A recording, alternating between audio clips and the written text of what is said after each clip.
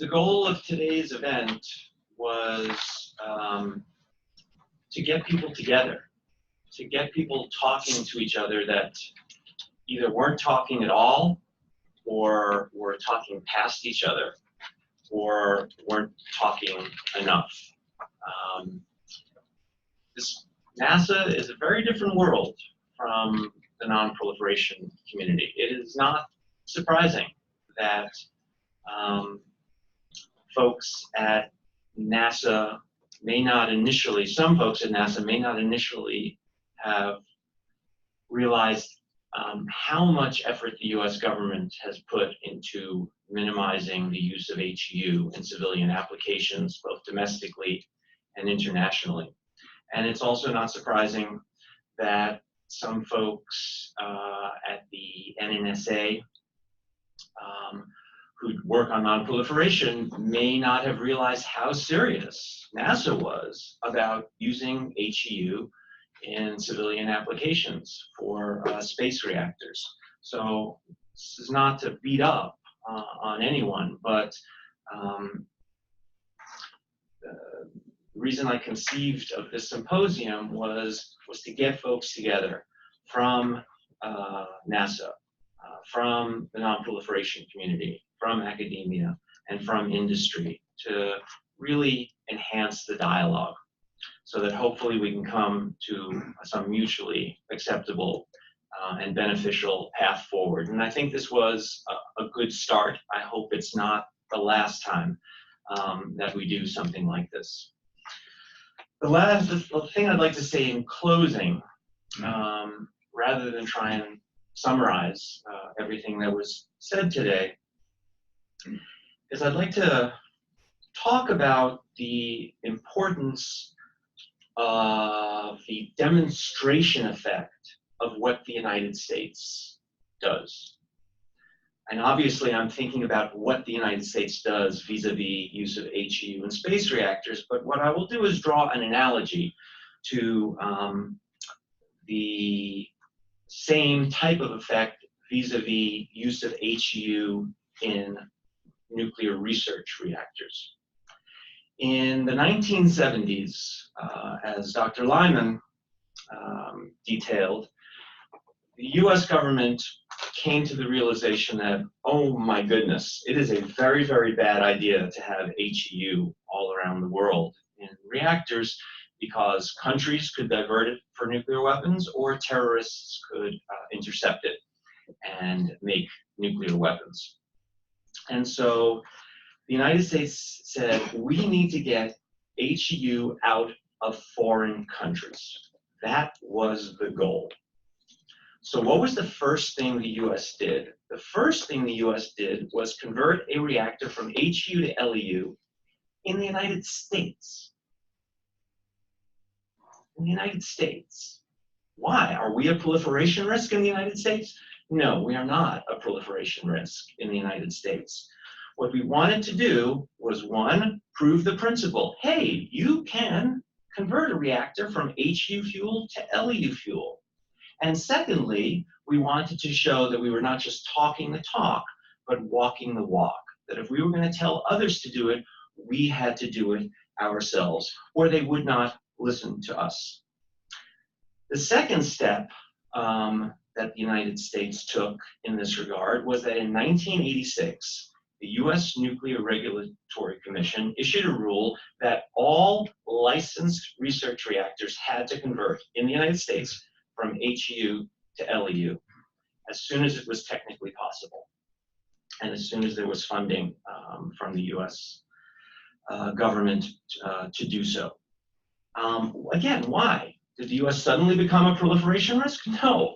Again, we wanted to show other countries that you couldn't make exceptions. You couldn't say, well, we're going to use LEU in some, but in some we really want to use HEU. So some LEU, some HEU. That's why the NRC said all reactors that are licensed must convert from HEU to LEU. They were trying once again to make a demonstration of what foreign countries needed to do. And so the US was willing to pay the price. Again, this wasn't free. It wasn't free to develop the fuels, it wasn't free to do the studies of conversion, and it wasn't free to procure the new fuel.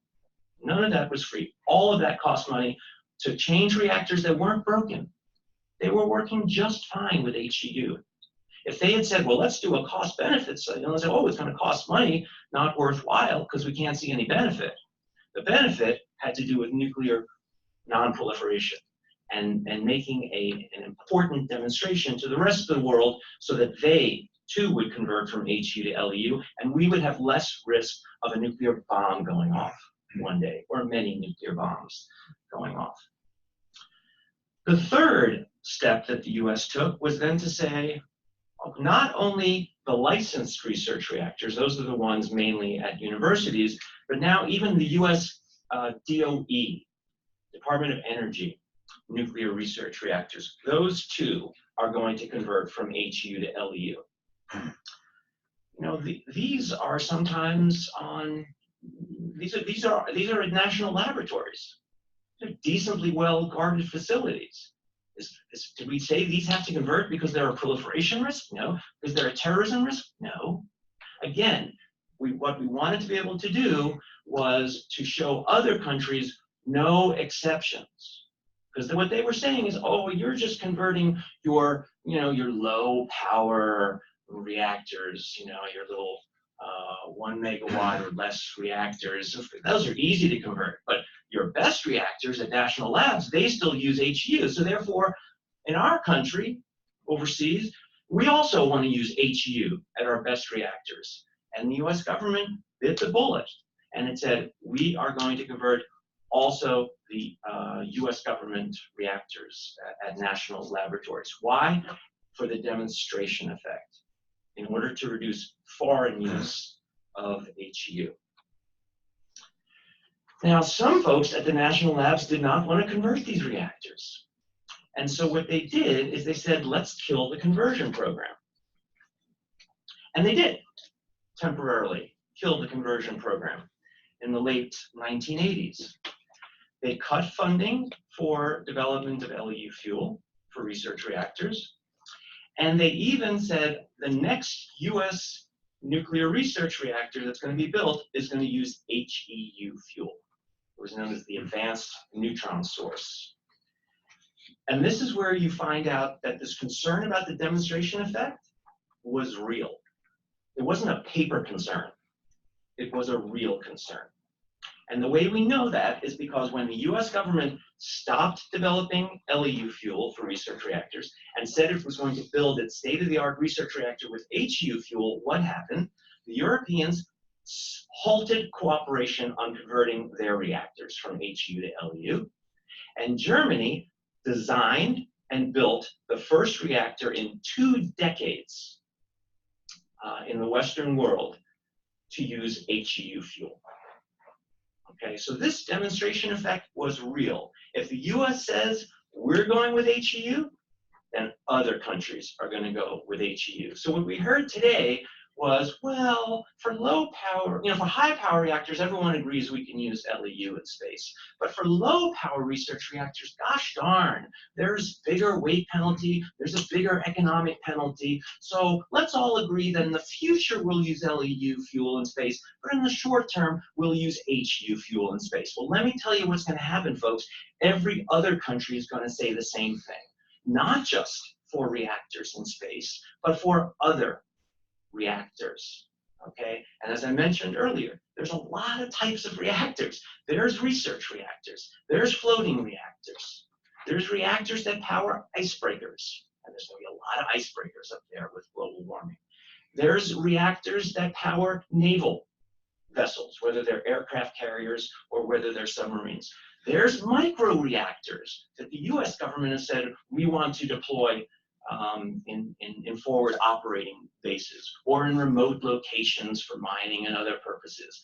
All these other countries are going to say, we want to do those reactors too. You used HEU for space, we'll use HEU for our reactor. So all of you can make up your own minds, the Congress can make up its own mind, the administration can make up its own mind.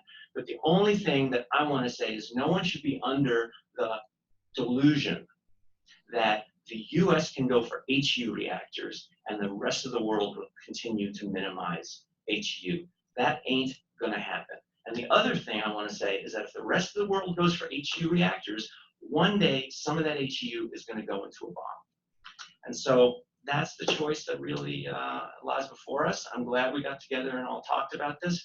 I want to thank you for coming. I want to thank you for staying. I want to thank all the speakers who gave us their time and their knowledge. Thank you very much.